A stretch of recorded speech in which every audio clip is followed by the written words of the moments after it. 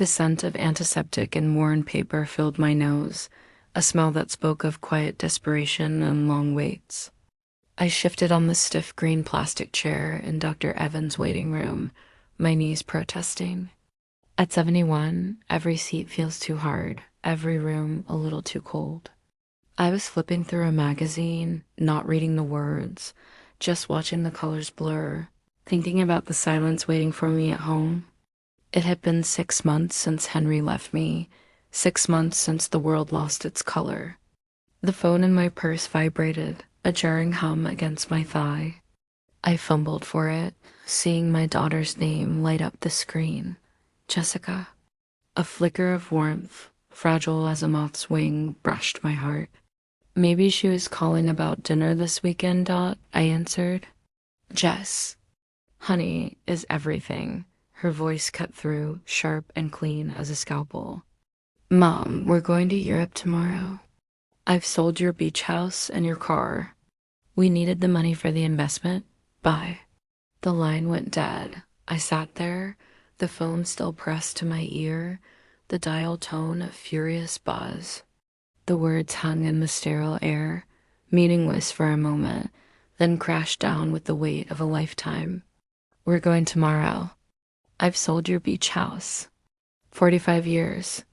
45 years of rocking her to sleep, bandaging skinned knees, teaching her to drive, sewing her prom dress, sacrificing my own dreams so hers could take flight. 45 years reduced to a 20-second phone call. Discarded like yesterday's newspaper, a young mother across from me glanced over, concern in her eyes. I must have made a sound. I lowered the phone, my hand trembling. But then something extraordinary happened. The rising tide of panic, the crushing weight of betrayal. It didn't come. Instead, a deep, unexpected calm settled in my bones, a quiet pool of certainty. I took a slow, deliberate breath, and a small, knowing smile touched my lips, because there was something my dear Jessica didn't know. Something her cold, hurried call had just unlocked. My name is Eleanor Vance, and until that moment, I thought I knew my only child. The nurse called my name. I stood, my movement steady, and walked into the doctor's office. He performed the checkup Jessica had so insistently recommended. You're in remarkable health for your age, Eleanor, Dr. Evans said, his kind eyes crinkling. Just need to watch your stress levels. Grief takes a toll. I nodded, my mind 1,000 miles away, not on my heartbeat, but on the frantic, greedy beat of my daughter's new life. I was thinking of the beach house in Santa Monica, the one Henry and I bought when Jessica was 15, paid for with overtime and forgotten vacations. The salt-washed wood, the view of the endless Pacific, the echoes of a family that laughed there. I thought of Henry's old Ford F-150, the one he polished every Sunday, the one that still held the faint, comforting scent of his aftershave and sawdust. She'd sold it all. For an investment? For Edward, her husband of 10 years. A man with the smile of a used car salesman and eyes that never quite met mine. He'd always seen me as an obligation, a piece of furniture from Jessica's past that was gathering dust. I knew with a chilling clarity that this was his doing. His voice was in every clipped word Jessica had spoken, but as I left the clinic and stood at the bus stop my car, apparently no longer existed that smile returned. The sun felt warm on my skin. There was a terrible, beautiful poetry to it all. Jessica believed she had left me with nothing. A pauper widow to be managed and eventually stored away. What she didn't know was that Henry, my quiet, steady Henry, had been a man who loved me enough to plan for a future he wouldn't share. The bus ride home was a meditation. I watched Chicago stream by the proud brownstones, the glittering storefronts, the rushing people, each carrying their own secret heartbreaks. I carried mine, but now it was laced with a new purpose that our house on Elm Street felt emptier than ever. But the shadows in the hallway no longer seemed threatening. They felt like witnesses. I went straight to our bedroom, to the heavy oak dresser we'd bought together a lifetime ago. My fingers didn't tremble as I opened the bottom drawer, pushed aside neatly folded sweaters, and found it, a simple manila envelope, crisp and waiting on the front, in Henry's precise engineer's handwriting, was my name for Eleanor. When you're ready, 3 days before he died, over our usual breakfast of eggs and toast, he'd handed it to me. His touch had been tender. Ellie, put this somewhere safe. If anything ever happens to me, open it when you feel strong enough. Not before. Grief had made me forget. Betrayal made me remember. I sat on the edge of our bed, the indentation from his side still faintly visible, and slowly unclasped the envelope. What I pulled out took the air from the room. There were legal documents, deeds, stock certificates, and a letter, pages and pages. In his familiar script, my dearest Ellie, if you're reading this, I'm watching over you. Probably fussing that you waited too long. Forgive me for the secrecy, my love. I never wanted you to worry about money, to lie awake at night the way my mother did. And I never wanted our Jessica to see us as a bank. I wanted her to love us for who we were, not what we had. The truth is, Ellie, we're rich. Not just comfortable. Rich. All those years of saving, of you clipping coupons and me bringing my lunch, I invested every spare penny. The beach house was just our little escape. We owned 6 other properties, including the Lincoln Towers apartment building where Jessica and Edward live. We have a stake in 3 tech companies that a young, brilliant friend of mine started. I was a silent partner. It's all yours now. It's all been yours. I know our girl. Her heart is good, but it's easily led. Edward, I never trusted that man. He has a hungry look. If he ever tries to turn her against you, if they ever try to take what's yours, remember, you hold all the cards, my brave girl. You always have. I love you, Eleanor. I have loved you since the moment I saw you across that crowded diner in 1972. You were the best investment I ever made. Yours. Forever, Henry, tears streamed down my face, but they weren't tears of sadness. They were a release, a baptism. I spread the documents around me. Deeds to a condo in the Gold Coast, a trio of townhomes in Bucktown, a charming boutique motel in Michigan we'd visited once and he'd secretly purchased. And there it was, Lincoln Towers, a 20-story building on the nicer side of town. My daughter paid rent to a holding company, a company I now solely owned. Henry, a city bus driver for 40 years, had been a financial genius. He'd built an empire in silence for me. For us, the romantic tension of our life together flooded back, not just the young passion, but the deeper, more profound tension of 2 people who trusted each other completely, even with secrets. He had carried this for us, and now he was passing me the torch. The weight of it was exhilarating. That night, I didn't sleep. I wandered our home, touching the things Jessica found outdated, the porcelain shepherdesses, the walnut bookshelf Henry built, the faded rug where she'd played as a child. I looked at our wedding photo, my head on his shoulder, his eyes crinkled with a joy so profound it still radiated from the frame. He knew, I thought. He knew this day might come. The next morning, the phone rang. Jessica's voice was sugar-sweet, layered with false concern. Mom? Hi. Just wanted to let you know the funds from the house and the truck have been transferred. We deposited your share into your account. It should cover you for a while until you downsize my share. I asked, my voice perfectly calm, a trick I learned from Henry during storms. Well, of course, Mom, we weren't going to leave you with nothing. We gave you 30%. That's more than fair. Edward's business opportunity in Frankfurt is huge. We need the capital. 30% of my own possessions. The audacity was breathtaking. I see. When does your flight leave? This afternoon. We're so excited, Mom. It's a fresh start. Don't worry about a thing. When we get back, we'll help you find a nice little senior apartment. Something easier to manage.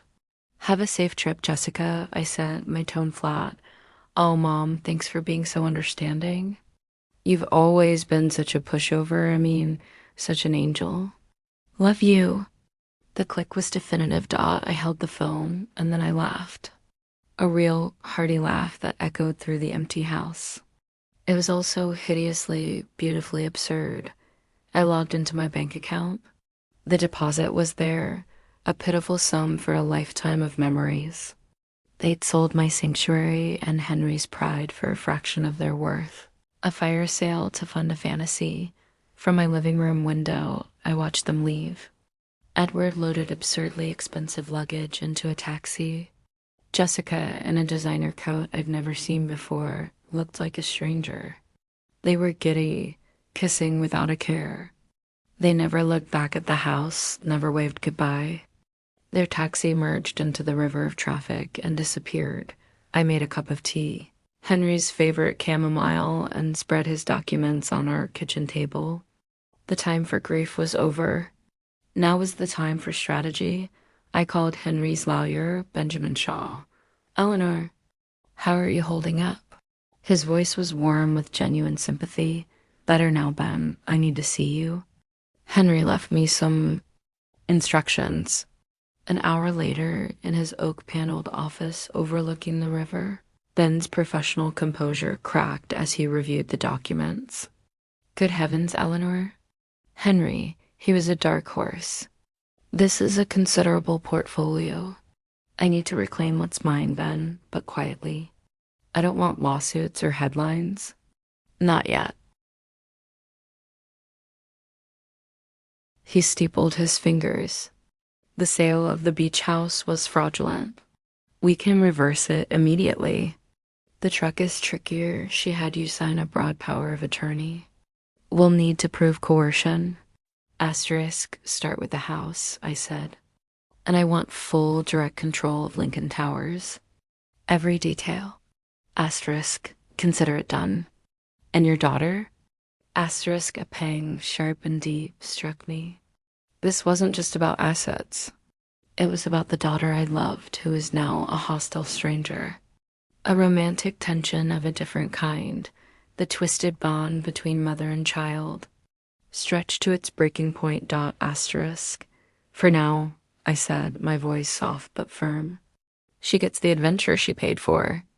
Asterisk, the following weeks were a strange double life.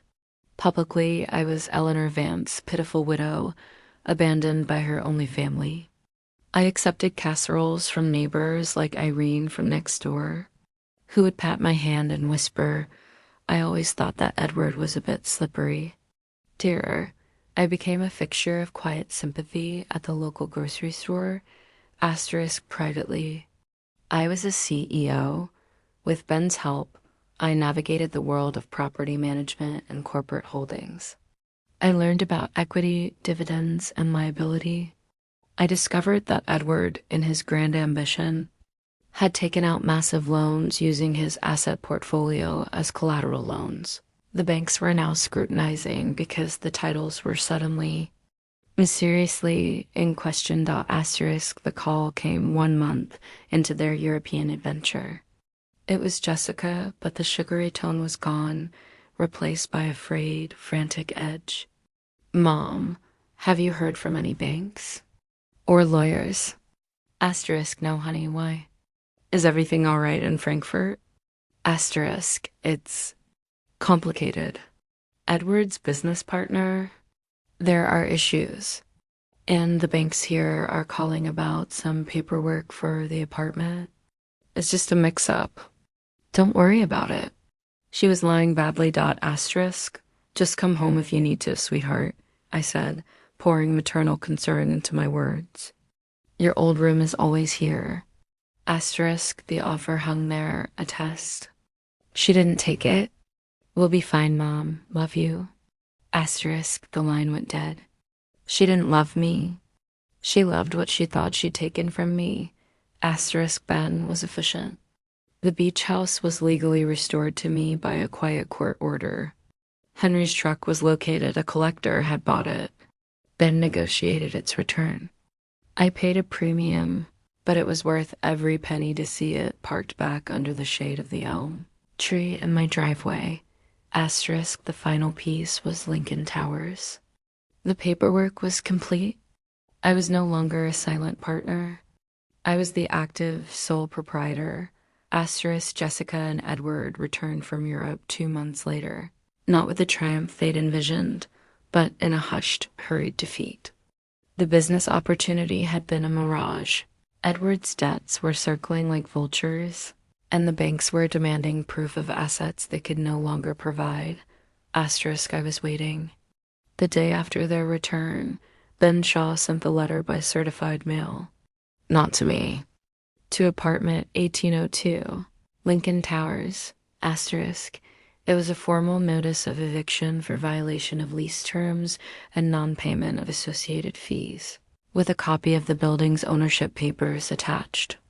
The owner listed was Vance Holdings, LLC, the sole signatory, Eleanor C. Vance, asterisk. The phone rang that evening. This time, the voice on the other end wasn't cold, wasn't falsely sweet. It was shattered. Asterisk. Mom. A choked sob. What is this?